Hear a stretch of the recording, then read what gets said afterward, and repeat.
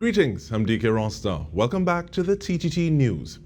I was recently part of a conversation where someone told me I have a song for every situation, but they don't always recognize the tune. Now, someone else said it's because I make everything sound like a Kaiso. Now, if our guest was there at that time, she might have said, that good, Kaiso is the root. Musician, ethnomusicologist, and educator Chantal Esdelle, she joins us to share about the Kaiso Legacy Programme.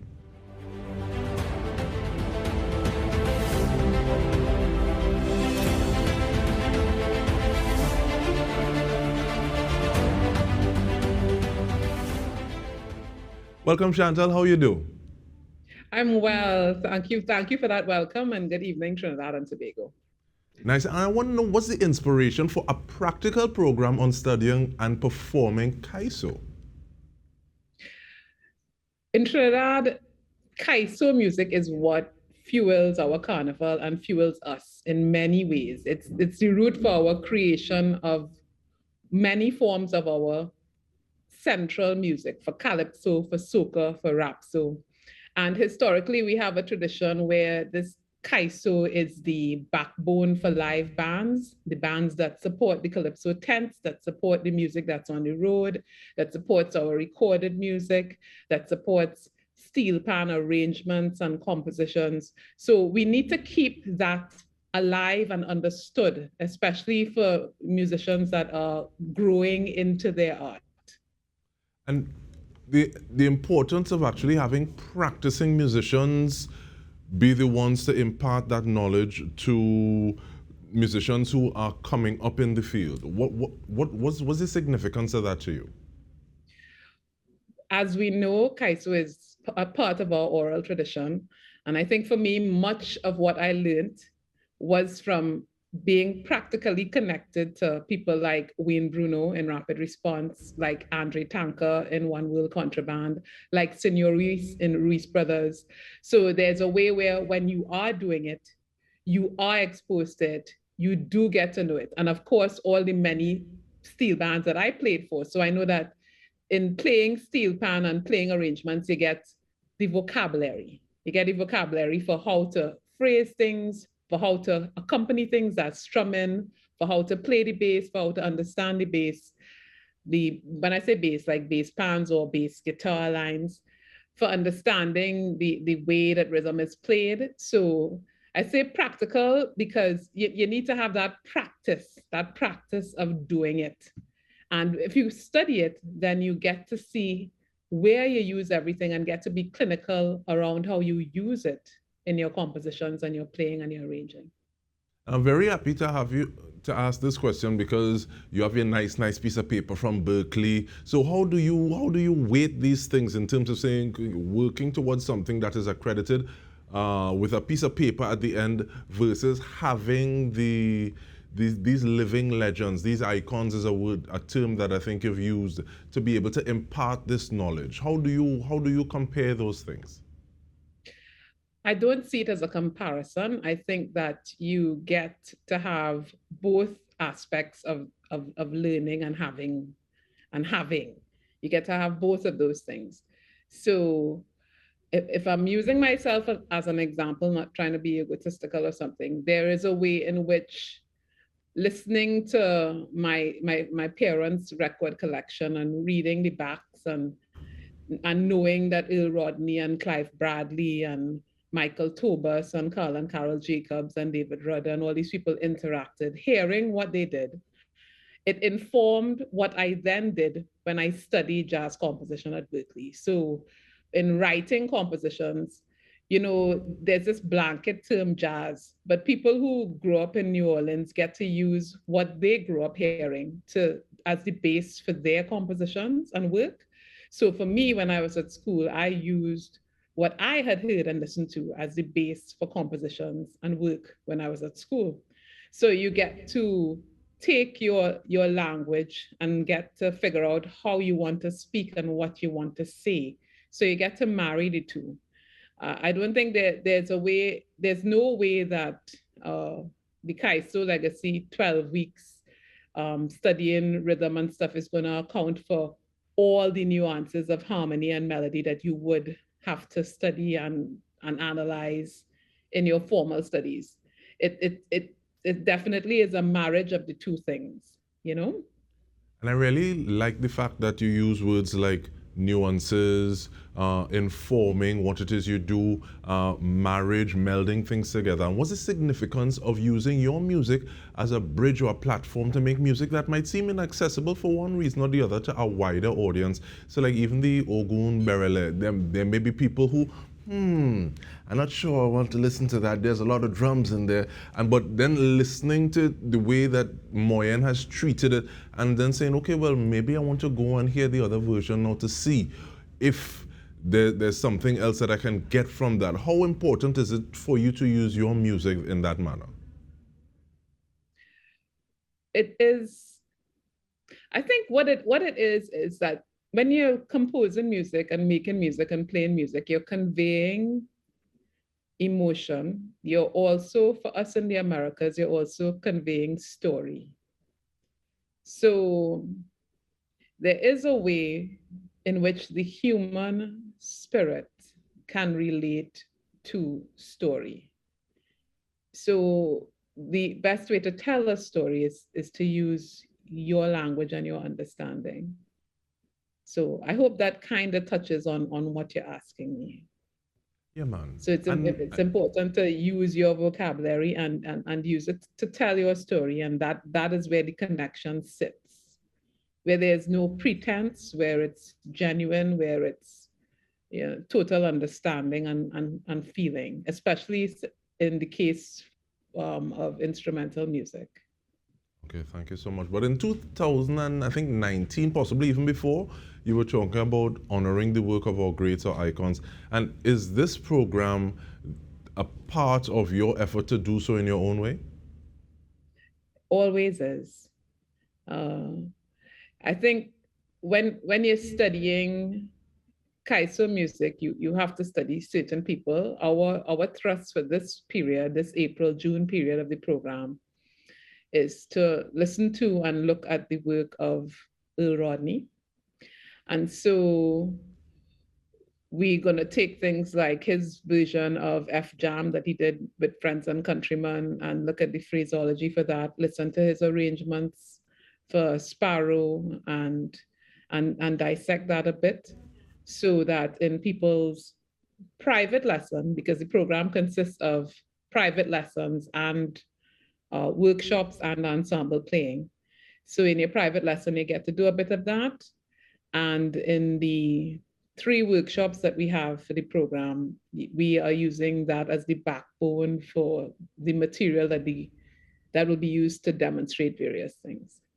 And even before we get to more nuances and the logistics of the program and who are some of the facilitators, we want to play some of the music from Moyen before we go to the break and return speaking to Chantal Esdelle about the Kaiso Legacy Programme. Stay with us. We return with more.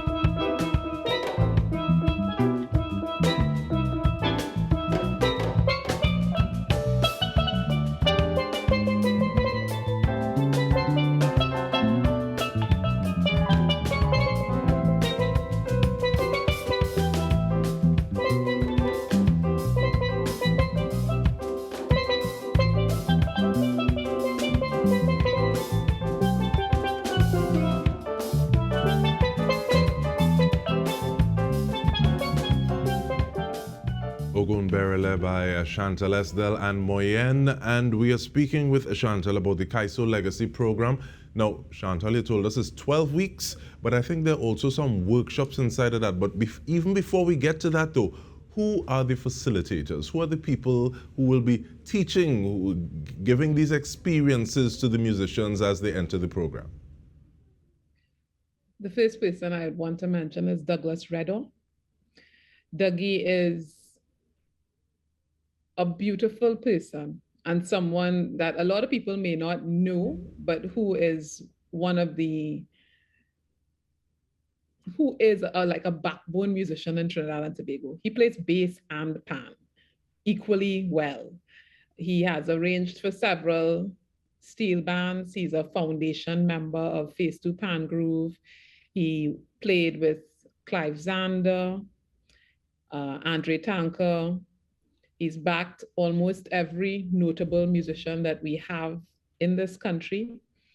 And so I've asked Douglas to facilitate bass playing and bass function where Kaiso is concerned.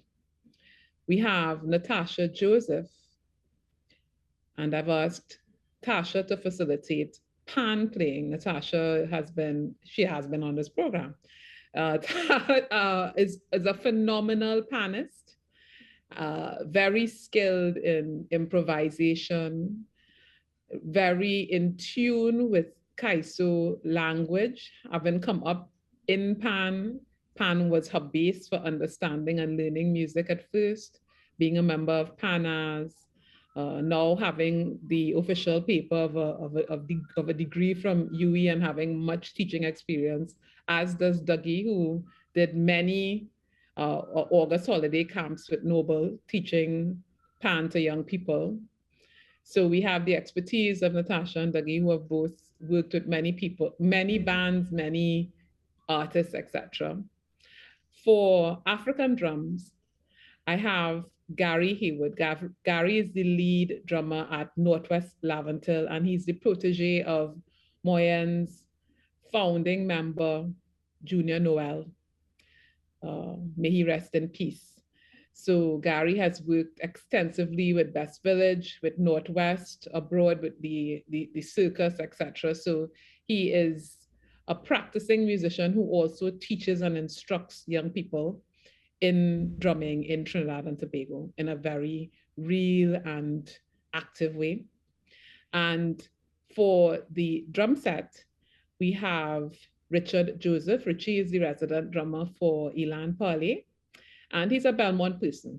So he grew up in Kaiso, and the translation of the drum patterns and so on that we'll be having Gary share will be done via Richie. So we have those musicians, and then of course, in terms of piano playing, and I am a panist too. I always say I'm a panist too, but I can boast of being a panist beautiful steel pan solo champion. So I guess I'm more than just a panist.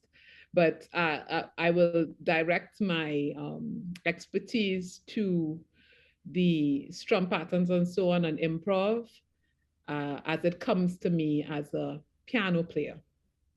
That is my first instrument, and the one that I used to study at Berkeley and later for my master's at York. So we are the instructors: Douglas Redor, Natasha Joseph, Gary Haywood, Richard Joseph, Chantal Esdelle. Thank you so much. Are there some of the things, and you talk about patterns, and it makes me ask about feel as well. Sometimes it seems as though the same thing might be played from two different people, but because of a sense or a feel, an idea about it, the way you say that, okay, well, this is a Belmont youth, so he's grown up in that, so he has that feel. Can you explain that for us a little more, Thaz? Well, with all things, if you grew up hearing something, it'll be easier for you to play. I mean, I could do a blues or a swing, but it wouldn't be as good as if I were to play a Kaiso for you. So I think that one of the things that I keep on saying, I think, who else will think it? One of the things is that being from here, this is what you know. So how we speak is how we play, is how we interpret things.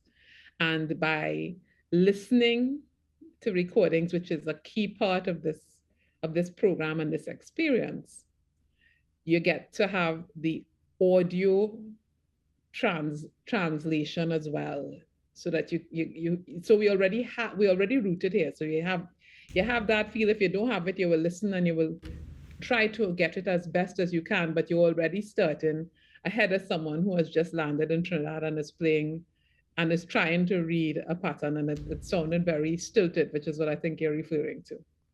Definitely. I remember somebody trying to understand the syncopation coming before the beat on Arrows. Everybody joined, and they were coming in on the beat, and it was like they can't hear the difference, and the person was trying to teach them was, if they weren't bald head, they would be pulling their hair out. But I want to ask about the level of musicianship needed to take part, as well as the workshops separate to the 12 weeks, or as distinct pieces of the 12 weeks. Thanks. Right. So we are meeting you where you are, but you cannot be an absolute beginner who has never seen the instrument before and hasn't spent any time on it. It's not that kind of class. You must at least know your instrument, have an idea of what a major scale might be. If you're not proficient in playing it in all 12 keys, at least to know what it is. So you must have some experience on your instrument. So the 12-week program is for people who have opted to have one-on-one lessons for a total of 6 hours, has opted to participate in the 3 workshops being offered during the period, which would total 6 hours, and has opted to do some ensemble work where you take your information and play it with a group for 4 hours. So that's if you've opted for the 12-week program, which started on April 4th and ends on June 24th. Now, as I said before, which is what you're asking me to explain as well, is the workshop aspect. We have 3 workshops during the 12-week program. And the first workshop is on the source. And that is where Gary will be leading that workshop, where we'll explore Kaiso rhythm particularly, looking at and practically playing. There will be drums in the studio so that you do get to practice and to play the Trinidad folk drumming and tambu bambu patterns that contribute to Kaiso, which contribute to soca, which contribute to rapso. So to see where it all comes from and to play those. So that's the first workshop. You can attend that workshop alone if you like. And the workshop alone is 150 TT, and you just come to the workshop. The second workshop being offered during that period is the rhythm section. And when I say the rhythm section, I'm not talking about people playing iron and drums and stuff. I'm talking about the foundation of the music. We're talking about conventional rhythm section, which will be keys, drums, and bass, and guitar, although we don't have a guitarist on staff. But what that lays down for the music. And the people in that session will be myself, keys, Douglas Redo, bass, Richard Joseph, drums. So we could look at the function of each of those things in the music, what you play, how you play it, when you play it, right? So that would be the second workshop. Again, you could attend just that one, same cost, 150 TT. And the last one is melody and improv. And Natasha will be leading that. That will be thinking about phrasing and how you would improv in the Kaiso setting using Kaiso phrases. I'm sure you've heard instances where we have a nice Kaiso beat going on and a man playing, but it's sounding like smooth jazz on top of the Kaiso. Mm-hmm. We're looking for what makes it sound like Kaiso. How you and in terms of what makes it sound like Kaiso, we will also be sharing the websites that people can go to get more information about it. But we want to thank you so much, Chantal Esdelle, for giving us an idea and doing the work, putting in the work, the Kaiso Legacy Programme. And on behalf of the TTT News team, this has been In Depth with me. Thank you for joining us.